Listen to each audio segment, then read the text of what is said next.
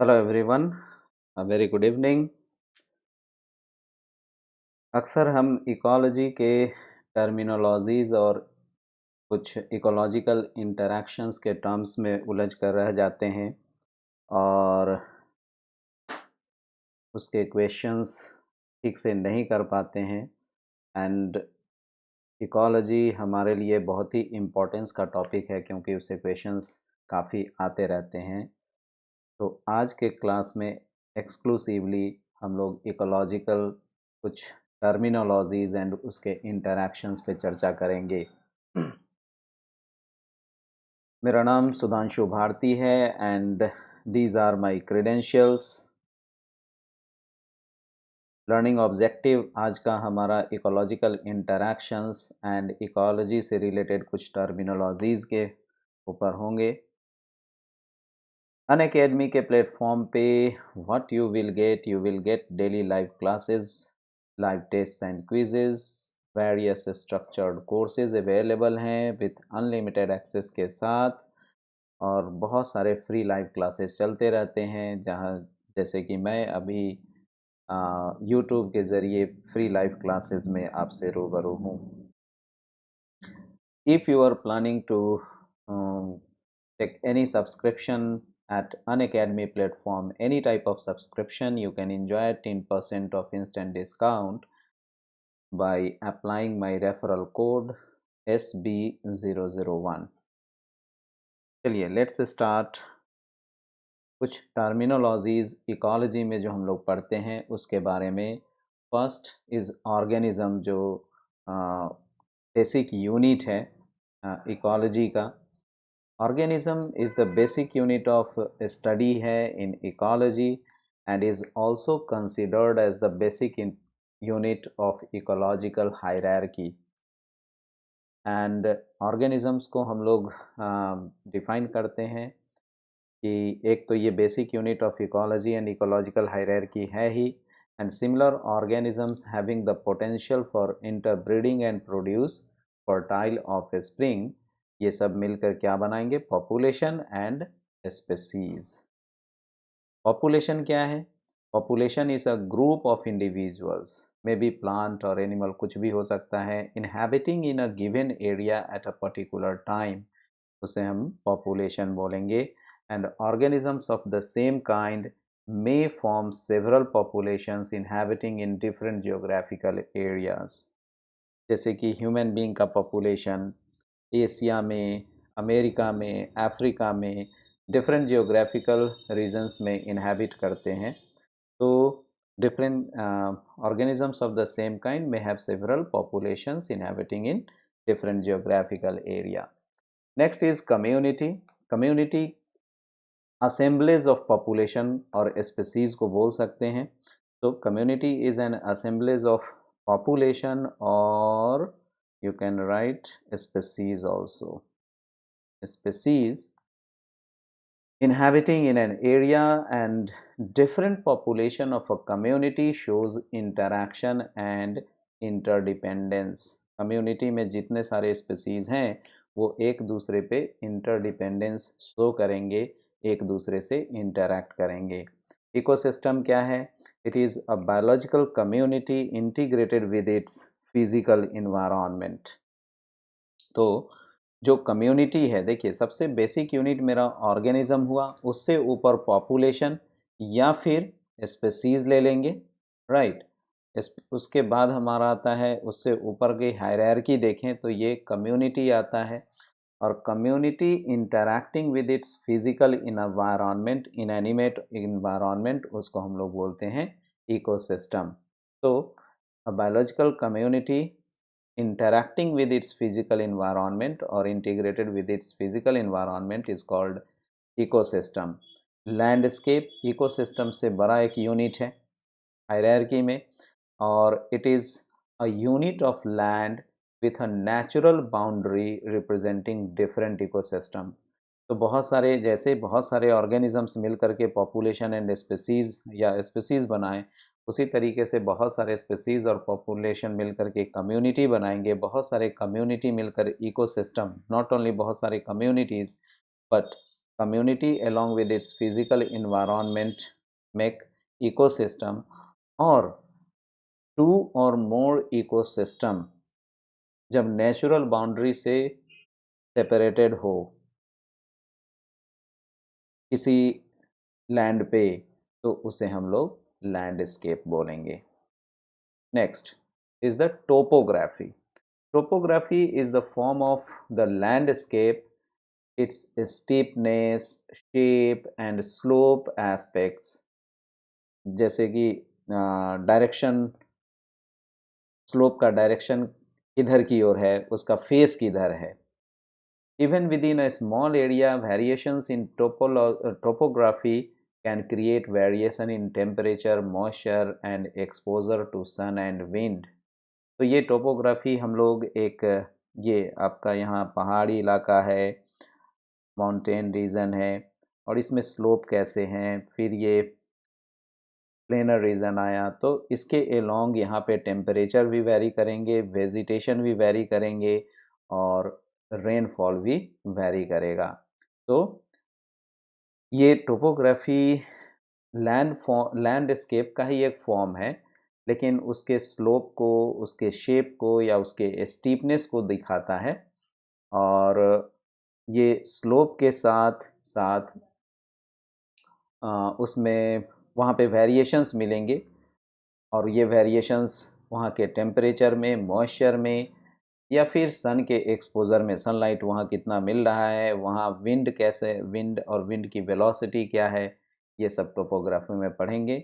Biome, biome एक large regional unit है जिसमें कि major vegetations and associated fauna found in a specific climatic zone. एक region या एक क्लाइमेटिक जोन में जो जितने तरह के वेजिटेशन, फ्लोरा एंड फौना पाए जाएंगे, उन सबको हम लोग बायोम कलेक्टिवली बोलेंगे। Next is the geosphere, and geosphere is it is the mostly solid और rocky part of the earth को हम लोग बोलते हैं, and it extends from the centre of the core to the surface of the crust, उसको बोलेंगे geosphere. दो चीज़ इसमें पढ़ते हैं, कन्वर्जेंट एंड डाइवर्जेंट की बात। तो हम लोग ये इवोल्यूशन में भी पढ़ते हैं, कन्वर्जेंट एंड डाइवर्जेंट इवोल्यूशन, और बेसिकली ये फिज़िक्स से वर्ड लिया हुआ है कि किसी पॉइंट पे फिज़िक्स में खासकर रे ऑप्टिक्स में पढ़ते हैं कि कहीं पे किसी एक पॉइंट पे बहुत सारा रे चारों तरफ से आता हुआ किसी एक पॉइंट पे फोकस करता है, तो इन सब को हम लोग बोलते हैं कन्वर्जेंट रेज, कि ये सब के सब किसी एक पॉइंट पे आके कन्वर्ज कर रहे हैं। उसी तरीके से डाइवर्जेंट में किसी एक पॉइंट से चारों तरफ डाइवर्ज करता हुआ अगर लाइट हो, स्कैटर करता हुआ मिले, तो this is called divergent. Okay, तो कन्वर्जेंट का मतलब क्या है, खास करके यहाँ पे हम लोग टेक्टोनिक प्लेट्स को लेकर के देखते हैं कि अगर किसी कैटाक्लिज्म में टेक्टोनिक प्लेट्स डिवाइड हो गए, here one plate dives beneath the other, एक के दूसरे से और चिपक गए, और या एक दूसरे पे स्लाइड कर गए, कन्वर्ज कर गए, डिस्ट्रॉइंग द लिथोस्फीयर। इस कंडीशन में क्या होगा, कन्वर्जेंट के केस में लिथोस्फीयर का डिस्ट्रक्शन होगा, while in case of divergence here plates rip apart, अलग अलग होंगे, क्रिएटिंग न्यू लिथोस्फीयर। ठीक है। ट्रांसफॉर्म क्या है, ट्रांसफॉर्म का मतलब यहाँ पे हुआ कि here plates slide past one another, एक से दूसरे पे स्लाइड कर गए, neither creating not destroying the lithosphere, lithosphere को डिस्ट्रॉय नहीं कर रहे हैं, बस एक दूसरे पे स्लाइड कर गए, उसको बोलेंगे transform. Next is the biosphere. Biosphere on a global scale all the earth's terrestrial biomes and aquatic biomes, उसको बोलेंगे बायोस्फीयर, और हम ये कहेंगे कि earth is the largest biosphere. Environment को हम लोग डिफाइन करते हैं the sum total of all the biotic and abiotic factors surrounding and influencing the organism, उसको हम लोग बोलेंगे environment. Mind it, sum total of all biotic and abiotic factor जो कि किसी ऑर्गेनिज्म को इन्फ्लुएंस कर रहा है, उसे हम लोग इन्वायरमेंट बोलते हैं। Then what is weather? Weather is a short term properties of a short-term property of the atmosphere such as temperature, pressure, humidity, rainfall, cloud, wind, etc. at a given place and time, उसको हम लोग बोलेंगे weather. Then what is climate? देखिए ये short term property अगर है तो weather बोलेंगे, एवरेज प्रॉपर्टी लेंगे, average weather of an area including general pattern of atmospheric condition या फिर उसके seasonal variations over a long period of time, उसको हम लोग क्लाइमेट बोलेंगे। So weather short term property को शो करता है and climate long term average properties को या एवरेज वेदर को वो शो करेगा। Microclimate, it represents the climatic condition that prevail at a local scale, उसको हम लोग बोलेंगे माइक्रो क्लाइमेट। और in areas of limited size such as immediate surroundings of plants and animals, किसी एनिमल के इमीडिएट सराउंडिंग को। और ये माइक्रो क्लाइमेट हम लोग आजकल बहुत अच्छे से यूज़ करते हैं माइक्रो ऑर्गेनिजम्स के केस में, और वहाँ पे हम लोग इसको यूज़ करते हैं। यहाँ माइक्रो जैसे कि हमने बायोम पढ़ा, तो एक टर्म यहाँ पे हम लोग यूज़ करेंगे जो हमने इसमें नहीं लिखा है लेकिन आप लोगों को बता दें, that is called microbiome, right. तो ये जो माइक्रो क्लाइमेट है ना, किसी इंडिविजुअल ऑर्गेनिज्म या प्लांट के सराउंडिंग, इमीडिएट सराउंडिंग को शो करता है। उसी तरीके से किसी माइक्रो ऑर्गेनिज्म के इमीडिएट सराउंडिंग को हम लोग माइक्रोबायोम टर्म से यूज करते हैं, right. Next is the habitat. Habitat क्या है? दो चीज, हैबिटेट एंड नीच। Habitat address of an organism को बोलते हैं, और निच फंक्शनल डोमेन, फंक्शनल एरिया को। तो हैबिटेट को डिफाइन कैसे करेंगे? It is the sum total of environmental factors और conditions which determine existence of an individual organism, population or community in a particular locality, right? Sum total of environmental factors which determine the existence of an individual organism या किसी population के या community को in a particular locality, उसको हम लोग बोलेंगे, या simply address of an organism, किस कोई भी ऑर्गेनिज्म किसी खास जगह पे क्यों रहता है, इसलिए ताकि वहाँ पे उसके कंड्यूसिव इन्वायरमेंटल कंडीशंस मिल सकें। सो उसके एग्जिस्टेंस को डिटरमाइन करेगा habitat. Next is the ecological नीच। जैसा कि हमने बताया, ये फंक्शनल डोमेन को बोलेंगे। The habitat together with the function of a species is called ecological niche of an species, ठीक है। तो ये ऑर्गेनिज्म का, अगर ये एक घर है जहाँ पे एक ऑर्गेनिज्म रह रहा है, लेकिन यहीं से 8 से 10 किलोमीटर के रेंज में जा कर के अपना वर्क परफॉर्म कर रहा है, राइट। तो ये जो एरिया हुआ, ये आपका हैबिटेट हुआ, और ये इस जहाँ पे वर्क परफॉर्म कर रहा है 8 to 10 किलोमीटर के रेंज में, इस रेडियस को अगर एक सर्कल में खींचे तो ये पूरा का पूरा डोमेन उसके नीच को डिफाइन करता है। And according to Odum, habitat is the organism's address and ecological niche is its profession. लेकिन एक चीज़ जो गॉस हाइपोथेसिस के बारे में हमको जानना बहुत ज़रूरी है कि no two types of organisms can have the same niche, that is one of them is eliminated, और this phenomena is known as Gause hypothesis. ठीक वैसे ही जैसे एक म्यान में दो तलवार नहीं रह सकते। तो क्या है कि अगर एक ही हैबिटेट में अगर दो ऑर्गेनिजम्स हैं, खासकर सिमिलर टाइप्स ऑफ ऑर्गेनिजम्स हैं, डिफरेंट टाइप्स ऑफ ऑर्गेनिजम्स मिल सकते हैं but similar types of organisms हैं, तो वहाँ पे क्या होगा? रिसोर्सेज, सेम रिसोर्सेज के लिए कंपटीशन होगा, और सर्वाइवल फॉर द फिटेस्ट का हाल होगा, जिसमें कि जो फिट होंगे, ज़्यादा फिटेस्ट होंगे वो सर्वाइव करेंगे, एंड जो फिट नहीं होंगे दे विल गेट एलिमिनेटेड। ठीक है, तो no two types of organisms can have the same niche, mind it, two similar types of organisms आप बोल सकते हो। डिफरेंट टाइप्स ऑफ ऑर्गेनिजम्स रहते हैं, जैसे कि एक पेड़, पेड़ एक मेरा एड्रेस है जिसपे कि बर्ड्स भी हैं, इंसेक्ट्स भी हैं, स्क्वायरल हैं, एंड्स हैं, एंड उसके इर्द गिर्द ज़मीन पे बहुत सारे माइक्रो ऑर्गेनिजम्स हैं। बट ये सब के सब एक ही एड्रेस में आसानी से रहते हैं, इसलिए क्योंकि इन सब का जो रिसोर्सेज हैं वो डिफरेंट हैं। तो ये अलग अलग स्ट्रेटिफिकेशन स्ट्रेटा में रहने वाले जो ऑर्गेनिजम्स हैं उनमें कंपटीशन नहीं होगा, क्योंकि सब के रिसोर्सेज अलग अलग होते हैं।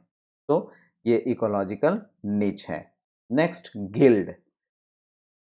गिल्ड क्या है? Group of species exploiting a common resource in a similar fashion. Mind it, जो हमने अभी डिफाइन किया कि एक पेड़ है, राइट, और इस पे आर्बोरियल एनिमल्स हैं जैसे बर्ड्स, स्क्वायरल्स भी हैं, इस पे एंट्स भी हैं और माइक्रो ऑर्गेनिजम्स भी हैं।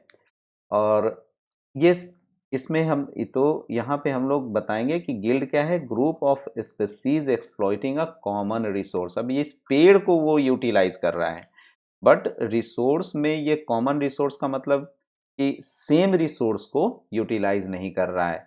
इट मीन्स कि अगर बर्ड्स हैं तो वो ऊपर वाले पार्ट में रह रहे हैं और फ्रूट्स और सीड्स का यूज़ कर रहे हैं। माइक्रो ऑर्गेनिजम्स सॉयल और मिट्टी से जुड़े हुए जो इसके पार्ट है उसमें मिलेंगे। तो अलग अलग रिसोर्सेज का ये यूटिलाइजेशन करेंगे। And usually they are taxonomically related species. मतलब गिल्ड में जो ग्रुप ऑफ स्पीसीज मिलेंगे वो एक दूसरे से रिलेटेड हो सकते हैं, सिमिलर नहीं बोलेंगे, रिलेटेड स्पीसीज होंगे। And guilds are composed of species which are ecologically similar but differ from each other by specializing in different portions of the shared resources। क्या बताया कि ये अलग अलग different parts of the portions of the shared resources में रहेंगे। जैसे birds upper part में रहेंगे, स्क्वायरल्स ब्रांचेस पे मिलेंगे, एंड्स पहाड़ी सरफेस पे मिलेंगे, माइक्रोब्स नीचे ज़मीन पे मिलेंगे। तो ये different portions of the same resource के डिफरेंट पोर्शंस पे रिलाई करेंगे। तो गिल्ड क्या हुआ? Group of species exploiting a common resource in a similar fashion. Next is ecological equivalents. क्या है equivalents? The organisms which are found in different geographical regions of the world but occupy the same or similar niche are called ecological equivalents, and they are taxonomically related in continuous region but often different in non-continuous region। मतलब क्या हुआ equivalent? जैसे suppose Asia में human being एक software engineer है, उनका एक group है सपोज सिलिकॉन वैली में, उसी तरीके से अमेरिका में, उसी तरीके से आपका अफ्रीकन कंट्रीज़ में भी एक ग्रुप ऑफ सॉफ्टवेयर इंजीनियर्स हैं। ठीक है, बट ये सब के सब क्या हैं? ह्यूमन बीइंग्स हैं। और यहाँ का जो स्टैच्योर है एशियन कम्युनिटी का, वो अफ्रीकन एंड अमेरिकन के स्टैच्योर से अलग है। But they occupy similar niches, क्योंकि फंक्शंस उनका फंक्शनल डोमेन क्या है? फंक्शंस उनके क्या है? सेम टाइप के हैं, लेकिन डिफरेंट जियोग्राफिकल एरियाज में वो लोकेटेड हैं। That's why they all are known as ecological equivalents. So the organisms which are found in different geographical regions of the world but occupy the same or similar niche, उनको क्या बोलेंगे? Ecological equivalents. ठीक है, तो अगर वो continuous reason में है तो टैक्सोनॉमिकली रिलेटेड ही होंगे, लेकिन वो अगर कंटिन्यूअस रीजन का मतलब क्या है कि वैसे रीजन में क्लाइमेटिक कंडीशंस लगभग सेम है या वेरिएशंस बहुत कम है, बट नॉन कंटिन्यूअस रीजन जहाँ पे कि उनके वेरिएशंस बहुत ज़्यादा हैं, ड्रास्टिक वेरिएशन है, कॉन्ट्रास्टिंग वेरिएशंस हैं, तो उसमें वो टैक्सोनॉमिकली भी वो डिफरेंट स्पीसीज दिख सकता है। That is ecological equivalence. Next is the keystone species, a species or set of species whose impact on its community or ecosystem is much larger and more influential than would be expected from mere abundance। ठीक है, अब ये की stone species क्या है? की stone species simple word में वैसे स्पीसीज को बोलेंगे कि किसी एक कम्युनिटी में जिसकी संख्या कुछ एक ऐसा स्पीसीज जिसकी संख्या भी बहुत ज़्यादा नहीं है लेकिन उसका इन्फ्लुएंस सबसे ज़्यादा है, उसको बोलेंगे की स्टोन स्पीसीज। इन्फ्लुएंस का मतलब कि वो बाद बाकी और टाइप्स ऑफ स्पीसीज को कमांड करता है, उसको कैरिंग कैपेसिटी तक लिमिट करता है, तो दे आर नोन एज की स्टोन स्पीसीज।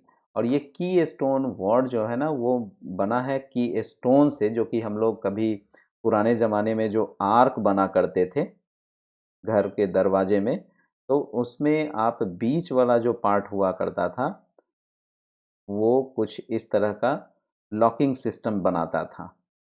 और इनफैक्ट इसका नंबर तो एक ही है इस आर्क में, रेस्ट ऑफ द जो ब्रिक्स हैं इन सब के सब सेम है, ये सारे के सारे ब्रिक्स सेम होंगे, ये ब्रिक्स सेम होंगे, लेकिन ये बीच वाला जो है ना ये ब्रिक्स टोटली डिफरेंट होता है।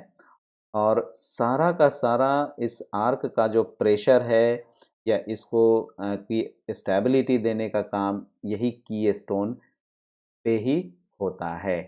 ओके, तो इसीलिए इस स्टोन को, बाद बाकी सिंपल ब्रिक्स या सिंपल स्टोन्स हैं, लेकिन बीच वाला जो स्टोन है उसको की स्टोन बोलेंगे, क्योंकि रेस्ट ऑफ द स्टोन से एक आध अगर हम हटाते हैं तो इस आर्क पे कोई फ़र्क नहीं पड़ेगा, लेकिन की स्टोन को अगर हटा देंगे तो पूरा का पूरा आर्क कोलैप्स कर जाएगा।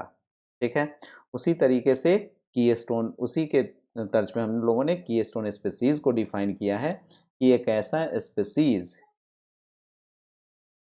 जिसका कि इम्पैक्ट उस पूरे कम्युनिटी में और या इकोसिस्टम में मच लार्जर है एंड मोर इन्फ्लुएंशियल है देन इट्स मेयर एबंडेंस। ठीक है और इनफैक्ट की स्टोन स्पीसीज का जो एक्टिविटी है, की स्टोन स्पीसीज के जो रोल्स हैं वही कम्युनिटी के स्ट्रक्चर को डिफाइन भी करता है। Next is the phenology. Phenology refers to the timing of seasonal activities of plants in relation to change in the environmental conditions. Latitude is the distance, latitude and altitude आता है इसमें, ये mainly geography का terms है लेकिन हम लोग confuse करते हैं। तो पहले फेनोलॉजी देख लें। फेनोलॉजी क्या था? Timing of seasonal activities of plants in relation to change in environmental conditions. और इसमें हम लोग फोटो पीरियोडिज्म की भी बात करते हैं कि डिफरेंट लाइट और टेम्परेचर के कंडीशंस में अलग अलग सीज़न में फ्लावरिंग या फ्रूटिंग होना, जैसे मैंगो का फ्लावरिंग एंड फ्रूटिंग गर्मी में ही होता है, रोज़ का फ्लावरिंग होना ठंडे के मौसम में ही होना, यानी कि वो शॉर्ट डे प्लांट में आते हैं, और लॉन्ग डे प्लांट्स इन सब को। तो ये फेनोलॉजी हुआ। लैटीट्यूड क्या है? नॉर्थ से साउथ तक का और साउथ ऑफ द इक्वेटर, उसको हम लोग लैटीट्यूड बोलेंगे। अगर ये मेरा अर्थ है, ये मेरा इक्वेटर है, इक्वेटर से आप नॉर्थ जाइए या फिर साउथ जाइए, ये आपका लैटीट्यूड शो करेगा। एंड अल्टीट्यूड क्या है? Height of an object from the sea level. Sea level से हम कितने हाइट पे हैं वो मेरा अल्टीट्यूड शो करता है। ठीक है, और हम लोग यहाँ लैटीट्यूड या अल्टीट्यूड की बात क्यों कर रहे हैं? क्योंकि ये वेजिटेशन को या फ्लोरा और फौना दोनों को अफेक्ट करता है। ठीक है, क्यों? क्योंकि लैटीट्यूड के साथ और अल्टीट्यूड के साथ टेम्परेचर और डिफरेंट जो इन्वायरमेंटल कंडीशंस हैं, लाइट की इंटेंसिटी, विंड वेलोसिटी, प्रेसिपिटेशन, ये सब डिफ़र करते हैं। इसीलिए ये latitude and altitudes both affect vegetation in similar way. तो ये जनरल टर्म्स हुए। अब जो आज का हम लोग टॉपिक जो पढ़ेंगे दैट इज़ एक और टॉपिक जो कि इकोलॉजिकल इंटरैक्शंस की बात, जहाँ पे गिव एंड टेक का रिलेशनशिप होता है। उसमें भी कुछ टर्म्स आते हैं, जैसे कि हम लोग टर्म पढ़ते हैं इंटर स्पेसिफिक इंटरैक्शन। ये क्या होता है? इंटर स्पेसिफिक और इंट्रा स्पेसिफिक। इंटर स्पेसिफिक का मतलब क्या हुआ कि ये एक स्पेसीज़ है जिसमें बहुत सारे इंडिविजुअल्स हैं, और एक दूसरा स्पेसीज़ बी है और इसमें भी बहुत सारे इंडिविजुअल्स हैं। ये जब एक दूसरे से इंटरैक्ट करेंगे, this is known as interspecific interaction. लेकिन यही एक स्पीसीज है, इसमें डिफरेंट पॉपुलेशंस हैं। एक पॉपुलेशन यहाँ है, एक पॉपुलेशन यहाँ है, और ये जब एक दूसरे से इंटरैक्ट कर रहे हैं तो वो कहाँ हो रहा है? स्पीसीज के अंदर। तो that's why it is known as intraspecific interaction. तो इंटर स्पेसिफिक इंटरैक्शन क्या हुआ? रिलेशनशिप बिटवीन या interaction between different species in a community, उसको बोलेंगे interspecific interaction. Next is the carrying capacity.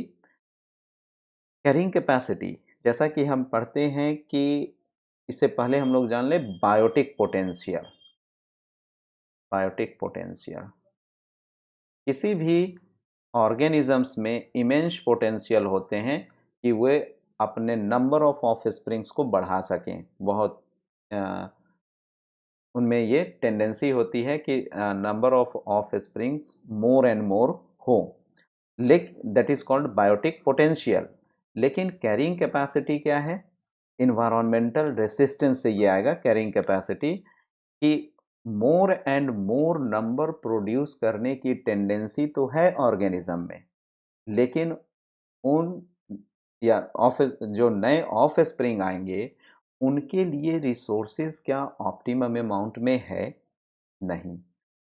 अगर हाँ, तो फिर वो उनके नंबर इंक्रीज करते जाएंगे। लेकिन अगर ये जो रिसोर्सेज हैं वो लिमिटेड है, तो environment itself impose a resistance. उस ऑर्गेनिज्म पे एक रेसिस्टेंस इम्पोज करेगा, और ये कि आप अपने नंबर ऑफ स्प्रिंग्स को कंट्रोल करें, और क्योंकि रिसोर्सेज की कमी है, या फिर इन्वायरमेंट कुछ ऐसा रेसिस्टेंस इम्पोज करेगा जिसके कारण उसमें जो फिटेस्ट होंगे वही सरवाइव करेंगे, जो फिट नहीं होंगे वो सब के सब वाइप्ड आउट हो जाएंगे। ठीक है? तो बायोटिक पोटेंशियल क्या हुआ? Immense capacity to produce large number of springs. Environmental resistance क्या हुआ? लिमिटेड रिसोर्सेज के कारण इन्वायरमेंट उसके नंबर पे एक सिलेक्शन प्रेशर इम्पोज किया कि नहीं, आप इससे ज़्यादा नंबर इंक्रीज नहीं कर सकते हैं, otherwise resource will be wiped out. That is called environmental resistance. अब ये इन्वायरमेंटल रेसिस्टेंस के बाद जितने नंबर पे आकर वो रुकेगा, यानी कि जितने ऑफ स्प्रिंग उसमें अच्छे से सरवाइव कर सकते हैं किसी भी इन्वायरमेंटल कंडीशन में, वो उसका कैरिंग कैपेसिटी कहलाएगा। ठीक है? यानी कि maximum number of population size बोल सकते हैं उसको, कि maximum number of population size of an species that an environment can sustain, उसको हम लोग बोलेंगे कैरिंग कैपेसिटी। अब इसमें हम लोग एक पढ़ते हैं ग्राफ कि नंबर ऑफ इंडिविजुअल्स इधर हो, राइट, और टाइम के साथ ये कैसे। तो जनरली हम लोग देखते क्या है कि ये जे शेप्ड ग्राफ में जाता है तब जब ये इन्वायरमेंटल रेसिस्टेंस इम्पोज नहीं हो, तो इमेंस इसमें जे शेप में इन्फिनेटली बढ़ते चला जाता है।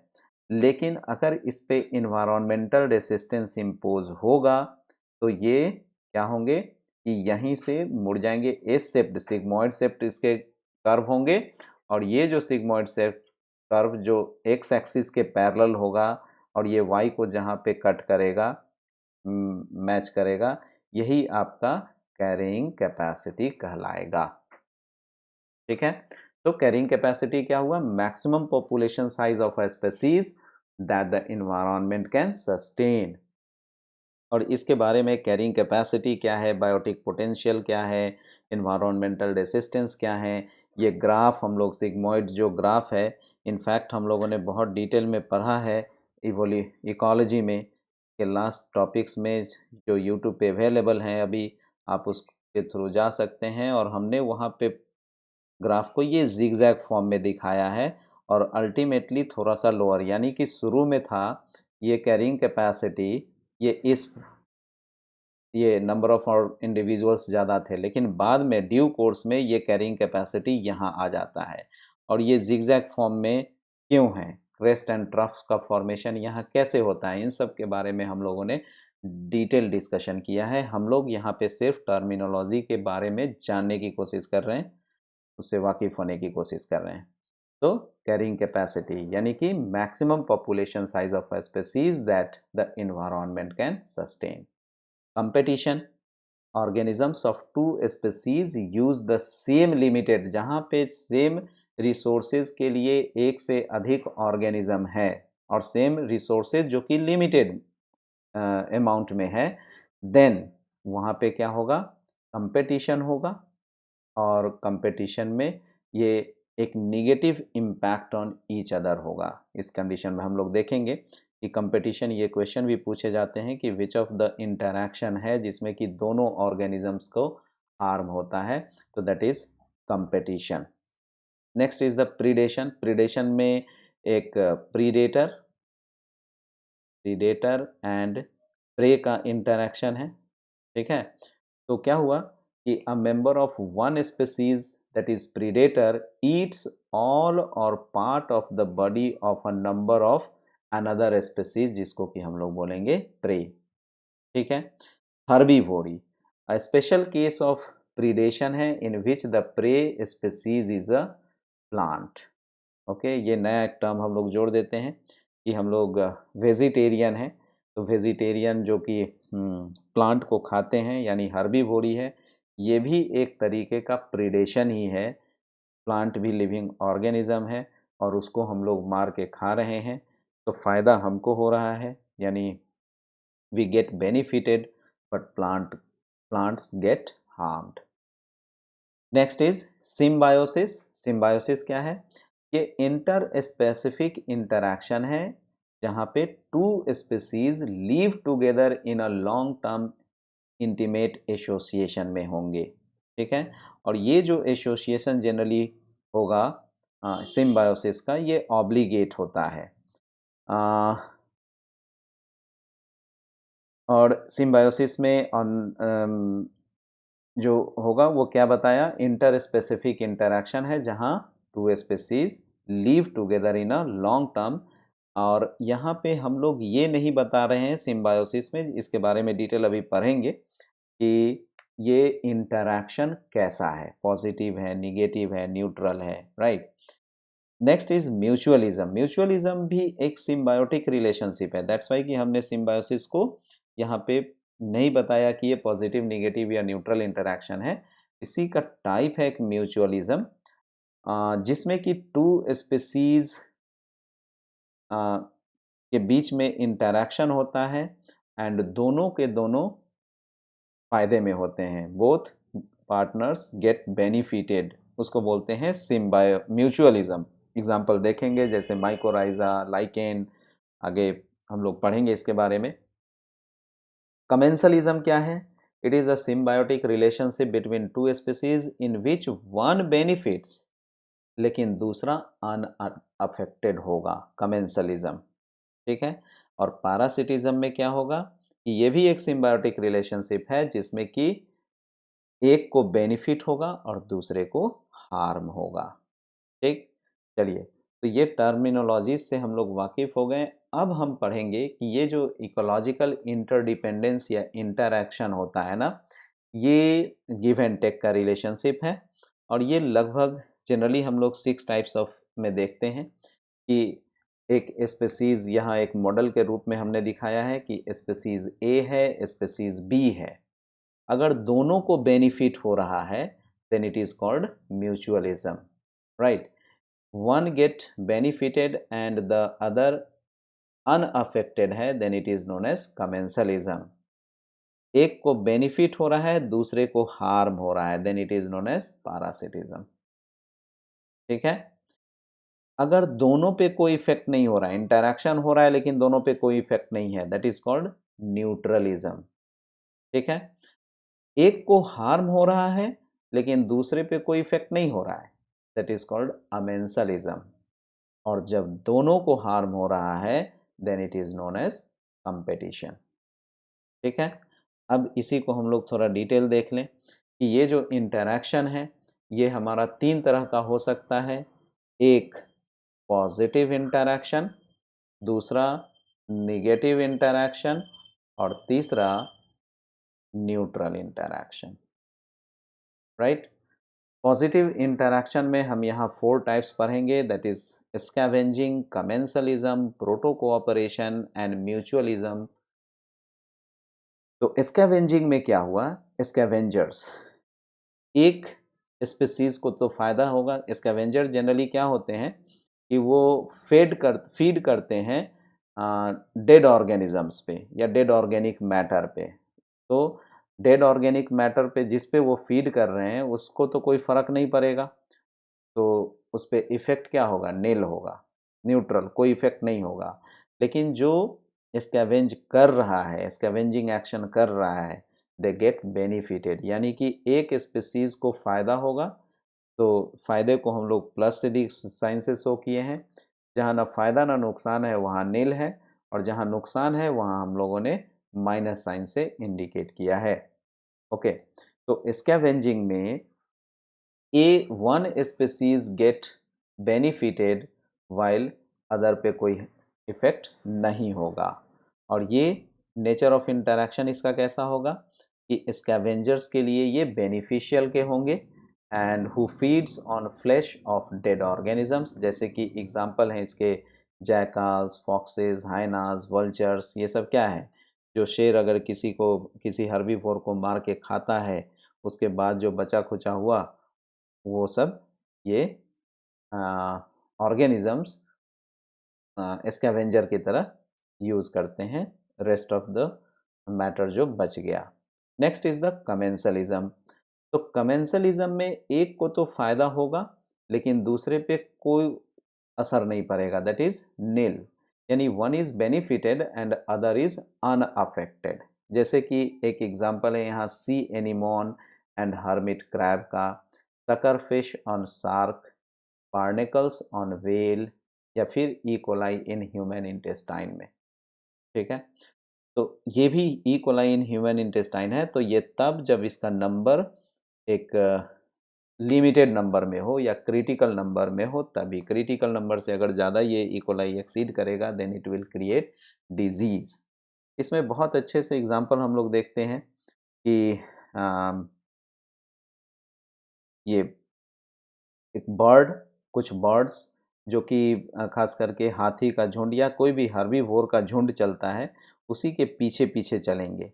और जब ये हर्बीवोर्स आगे चलेंगे घास के मैदान पे, तो वहाँ पे के ज़मीन पे जो छोटे छोटे इंसेक्ट्स हैं वो दब के या कुचल के मर जाएंगे। तो उन्हीं के पीछे पीछे ये बर्ड चलती है और उसी डेड इंसेक्ट्स पे या डेड ऑर्गेनिजम्स पे रिलाई करती है। तो ये भी एक एग्जांपल है आपका कमेंसलिज्म का, right. Next is the proto cooperation. Proto cooperation में दोनों को फायदा होगा, ठीक है, लेकिन ये फायदा जो है म्यूचुअलिज्म में भी होता है। लेकिन प्रोटो कोऑपरेशन और म्यूचुअलिज्म में डिफरेंस क्या है कि प्रोटो कोऑपरेशन में जो दोनों के दोनों स्पीसीज को जिसको फायदा हो रहा है दे आर नॉट ऑब्लिगेटरी। मतलब ये कि एक दूसरे पे हमेशा के लिए डिपेंडेंट नहीं है। ऐसा नहीं कि उन दोनों को एक दूसरे से फ़ायदा हो रहा हो और वो अगर दोनों को अलग कर दिया जाए तो दोनों सर्वाइव नहीं करेंगे, मर जाएंगे। ठीक है। सो कोई दूसरा काम भी कर सकते हैं, दूसरे जगह चीज़ों पे भी रिलाई कर सकते हैं दोनों ऑर्गेनिज्म, लेकिन जब एक दूसरे के साथ रहेंगे तो दोनों को फ़ायदा होगा, but the interaction is not obligatory. हमने पढ़ा है obligatory, obligate and facultative word को अगर हम लोग वर्ड यूज़ करें, ऑब्लिगेट, सपोज एरोब्स की बात करें और फैकल्टेटिव एरोब्स की बात करें, तो डिफरेंस क्या है? ऑब्लिगेट एरोब्स का मतलब हो गया यानी एरोबिक बैक्टीरिया से है, एरोबिक ऑर्गेनिज्म से है। ये एरोब्स ऑब्लिगेट हैं, मतलब क्या हुआ कि ऑक्सीजन के बगैर वो जिंदा नहीं रहेंगे, that's why obligate aerobes. Facultative aerobes का मतलब कि ऐसे ऑर्गेनिजम्स जो जनरली एनएरोबिक हैं, माइंड इट, फैकल्टेटिव एरोब का मतलब क्या हुआ?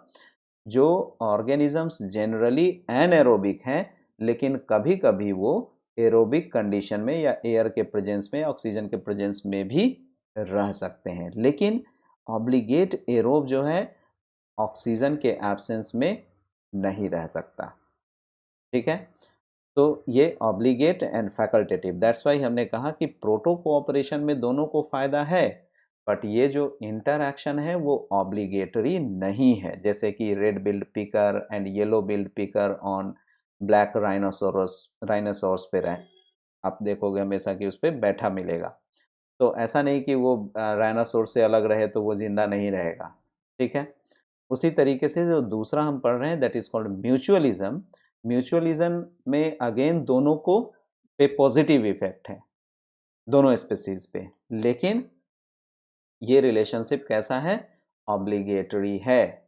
जैसे कि mycorrhiza, symbiotic nitrogen fixing bacteria, अगर वो रूट नोड्यूल से अगर हम निकाल दें तो ज़रूरी नहीं कि अगर रूट नोड्यूल्स में जो रहने वाले बैक्टीरिया उसको निकाल दें तो उनका सर्वाइवल मुश्किल है। सेल्यूलोज डाइजेशन करने वाले जो बैक्टीरिया हैं एनिमल्स में, वो ये सब के सब क्या हैं? म्यूचुअलिज्म के एग्जाम्पल हैं। और ये ऑर्गेनिजम्स ऑब्लिगेटरी बिहेवियर शो करेंगे, दूसरे ऑर्गेनिजम्स पे रिलाई करेंगे। अगर ऑर्गेनिजम्स से बाहर कर दिया जाए, उनके इंटरैक्शन से अलग कर दिया जाए, तो वो उनका सर्वाइवल मुश्किल है। तो ये चार हमने पढ़ा, पॉजिटिव इंटरैक्शन। अगेन हम लोग चार पढ़ेंगे, इनफैक्ट 5 पढ़ेंगे निगेटिव इंटरैक्शन में, जिसमें कि प्रीडेशन आएगा, पारासिटिज्म आएगा, अमेंसलिज्म आएगा, कंपटीशन आएंगे और the fifth one is mimicry. ठीक है, तो प्रीडेशन में क्या हुआ? प्रे और प्रेडेटर का इंटरैक्शन है। Predator will get benefited while prey will get harmed. ठीक है, तो प्रीडेटर के लिए ये बेनिफिशियल है, और जनरली यहाँ पे हम लोग देखते हैं कि प्रीडेटर जो होता है लार्जर होता है। देखिए, दो चीज़ में हम लोग को यहाँ पे दिक्कत होगी, एक प्रीडेशन एंड पारासिटिज्म में, राइट? तो दोनों में जो इंटरैक्शन है ना, प्रीडेशन में एक को फ़ायदा और दूसरे को नुकसान है, पारासिटिज्म में क्या है, वहाँ भी एक को फ़ायदा दूसरे को नुकसान है। Then what is the difference?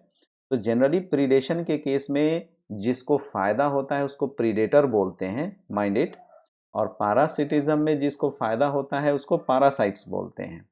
तो यही एक डिफरेंस नहीं है। दूसरा क्या है कि प्रीडेशन के केस में जो प्रीडेटर होते हैं वो जनरली लार्जर इन साइज होते हैं, विच किल्स और ईट्स ऑफ द प्रे। ठीक है, प्रे को हार्म होगा और वो क्या करेगा, प्रे को या तो मार देगा या फिर मार के खा जाएगा। लेकिन पारासिटिज्म में क्या है, ये पारासाइट्स प्रीडेटर का काम कर रहे हैं, लेकिन इनका साइज क्या होगा, दे आर यूजुअली स्मॉलर। ठीक है, और होस्ट किल्ड तो नहीं होता है, जिस पे रहते हैं उसको होस्ट बोलते हैं, वो किल्ड नहीं होता है, they get harmed.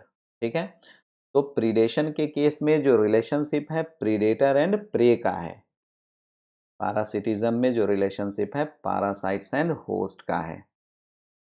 Predator generally larger in size होगा और प्रे को या तो वो किल करेगा या खा जाएगा, किल करके खा जाएगा। लेकिन पैरासाइट्स जो होंगे ये क्या होंगे, स्मॉलर इन साइज होंगे और होस्ट बड़े साइज का होगा। तो होस्ट को मार नहीं सकते हैं, कंप्लीटली किल नहीं कर सकता है ये, but they can harm the host.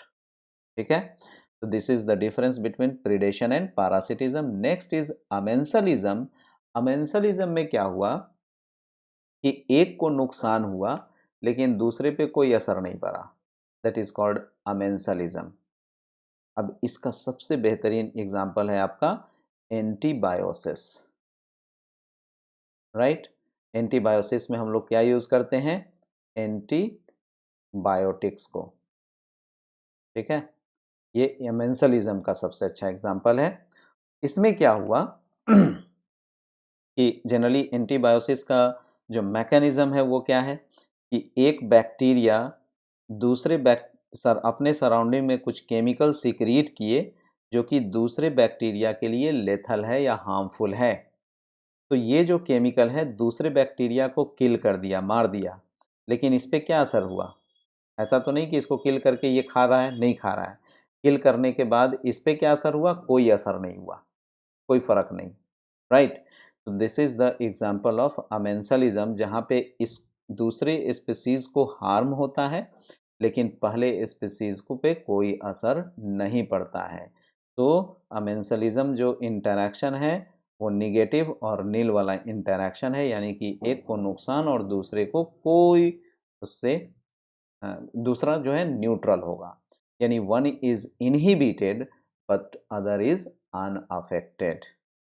ठीक है, एंटीबायोसिस। और ये एंटीबायोटिक यानी कि दूसरे एंटी का मतलब ही होता है अगेंस्ट, बायोसिस मतलब लाइफ। एक लिविंग ऑर्गेनिज्म के द्वारा सिक्रीट किया हुआ वो केमिकल जो दूसरे लिविंग ऑर्गेनिज्म के लिए थ्रेटनिंग हो, लाइफ थ्रेटनिंग हो, उसको, उस केमिकल को हम लोग बोलते हैं antibiotic, and the process is known as antibiosis. Clear? तो यहाँ जो भी हमने एग्जाम्पल दे रखे हैं पेनिसिलियम नोटाटम के, स्ट्रेप्टोमाइसिस ग्रीसियस के, ये सब के सब क्या है, एंटीबायोटिक प्रोड्यूसर ऑर्गेनिजम्स हैं, इनफैक्ट माइक्रो ऑर्गेनिज्म है। तो we have studied predation, parasitism and amensalism. Next one is competition. और ये कंपेटिशन में हमने शुरू से बता रखा है कि दोनों के दोनों स्पीसीज विल गेट हार्म्ड। ठीक है, तो ये कंपटीशन डायरेक्ट या इनडायरेक्ट हो सकता है। अब डायरेक्ट क्या हुआ कि डायरेक्ट एक दूसरे से लड़ाई कर लिए रिसोर्स के लिए, ठीक है, या फिर माइक्रो ऑर्गेनिजम्स में जो यहाँ एक ऑर्गेनिज्म का दूसरे से इंटरेक्शन हो रहा है एंटीबायोसिस में, ये क्या हो रहा है, म्यूचुअल इनहिबिशन का केस हो रहा है। यानी कि ये दो ऑर्गेनिज्म है, सपोज हाँ, ये एक ऑर्गेनिज्म है, ये दूसरा ऑर्गेनिज्म है, ये भी कुछ सीक्रेट करके इसको मार हार्म कर रहा है, ये भी कुछ सीक्रेट करके इसको हार्म कर रहा है, यानी बोथ गेट हार्म्ड। ठीक है, डायरेक्टली एक दूसरे को मारने की कोशिश कर रहा है, that's why this is direct competition. तो इनडायरेक्ट कंपटीशन क्या है? इनडायरेक्ट कंपटीशन में क्या हुआ कि एक जो ऑर्गेनिज्म है दूसरे ऑर्गेनिज्म का रिसोर्स ही चुरा लेगा, जिस पे ये रिलाई करेगा या जिस पे ये सरवाइव करेगा, वो रिसोर्स चुरा लिया, ठीक है, लिमिटेड कर दिया। तो एक समय आएगा कि ये रिसोर्स की कमी के कारण it will get wiped out. ठीक है, तो दिस इज कॉल्ड इनडायरेक्ट। तो ये इसका रिसोर्स चुरा लिया और ये इसका रिसोर्स चुरा लेगा, एक दूसरे का रिसोर्स ये यूटिलाइज कर लेगा। ठीक है, तो ये इनडायरेक्ट है। या सिंपली ये बोलिए कि inhibition due to short supply of resources हो गए, दैट इज वहाँ पे दोनों को घाटा हुआ, and that is known as indirect competition. तो याद रखिएगा जहाँ भी दोनों स्पीसीज के आगे निगेटिव निगेटिव लगा हो, ये क्या है, आपका कंपटीशन है। और कंपटीशन इधर डायरेक्ट और इनडायरेक्ट दोनों हो सकता है। ठीक है, जैसे कि कार्निवोरस एनिमल्स है, लेपर्ड है, टाइगर है, ये सब के सब जो है एक ही रिसोर्स के लिए, अगर टाइगर अपने में लड़ाई कर रहा हो तो ये क्या हुआ, कंपटीशन हो गया। नेक्स्ट इज मिमिक्री, मिमिक्री क्या है? एक्ट ऑफ कैमोफ्लैग, किसी का नकल करना। तो नकल करने में अगर कर रहे हैं, मिमिक्री कर रहे हैं, तो एक को तो फ़ायदा होगा और दूसरे को या तो नुकसान होगा या कोई फ़ायदा नहीं होगा, निल। How come? मिमिक्री हम क्या बोल रहे हैं कि मिमिक्री जनरली एक्ट ऑफ जो कैमोफ्लेग है, इसके बारे में भी डिटेल हमने इकोलॉजी के जो लेक्चर है उसमें एक मिमिक्री पे एक पूरा का पूरा लेक्चर ही है, आप उसको यूट्यूब पे जाकर देख सकते हैं। तो हम यहाँ मिमिक्री में यानी एक्ट ऑफ कैमोफ्लैग, किसी की नकल कर रहे हैं। क्यों करते हैं नकल? ताकि अपने सर्वाइवल के लिए। जनरली ये प्रे और प्रीडेटर का भी इंटरैक्शन आप बोल सकते हो कि प्रीडेटर जैसे ही प्रे के पास आया कि हम वो उसको मार के खाएंगे, तो वहाँ प्रे अपना हुलिया चेंज कर लिया, डिसटेस्टफुल हो गया, कलर चेंज कर लिया, शेप चेंज कर लिया, साइज चेंज कर लिया। तो जिससे कि प्रीडेटर उसको आइडेंटिफाई ही ना कर सके कि हाँ, ये मेरा टेस्टी ये प्रे है। ठीक है? तो दैट इज़ कॉल्ड मिमिक्री। और इस मिमिक्री में क्या होगा कि एक स्पीशीज़ को तो फ़ायदा हो गया, किसको? जो मिमिक्री कर रहा है। मिमिक्री करने वाले को मिमिक बोलते हैं। सो मिमिक गेट बेनिफिटेड और जो प्रीडेटर है या तो वो अनअफेक्टेड होगा, ठीक है? या फिर नेगेटिव इम्पैक्ट, यानी कि जब मिमिक जो है, हमने क्या कहा कि शेप साइज अगर चेंज कर रहा है या बॉडी कलर चेंज कर ले रहा है, तो मिमिक बच जाएगा और जो प्रीडेटर है उस पे कोई असर नहीं पड़ेगा। लेकिन अगर जो मिमिक है या जो मिमिक्री कर रहा है, वो अगर कुछ डिस्टेस्टफुल सब्सटेंस या कोई पॉइज़न अपने शरीर पे सीक्रेट कर लिया कि जैसे ही प्रीडेटर उसको खाएगा, तो उसको उस पॉइज़न से हार्म होगा। ठीक है? यानी कि प्रीडेटर को यहाँ पे नेगेटिव इम्पैक्ट होगा।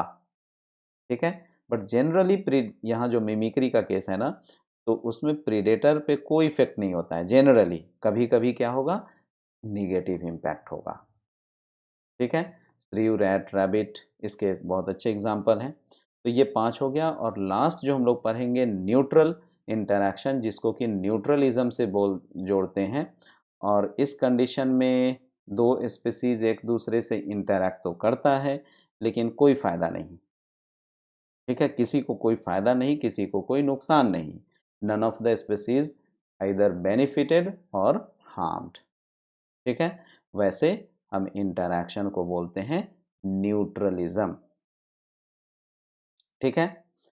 तो ये हमारा एक जनरल लेक्चर था इकोलॉजिकल इंटरैक्शन पे और कुछ उसके टर्मिनोलॉजीज़ पे, जिसमें कि हमने शुरू में ही कहा कि हम लोग उलझ के रह जाते हैं। इससे रिलेटेड जो भी क्वेश्चंस आते हैं, हम टर्मिनोलॉजीज़ में ही मडल्ड अप हो जाते हैं कि ये किसके डेफिनेशंस क्या थे और इस इंटरैक्शन में क्या होता है। ठीक है? सो होपफुली आपको ये वीडियो पसंद आया होगा। इफ़ हाँ, देन सब्सक्राइब दिस चैनल और hit the bell icon button so that कि आपको अपडेटेड वीडियोस के टाइमिंग्स आपको मिलते रहें। And if you are planning to join Unacademy पे कोई कोर्स आप लेना चाहते हो किसी तरह का, then you can use my referral code SB001 to get 10% discount. Thank you very much.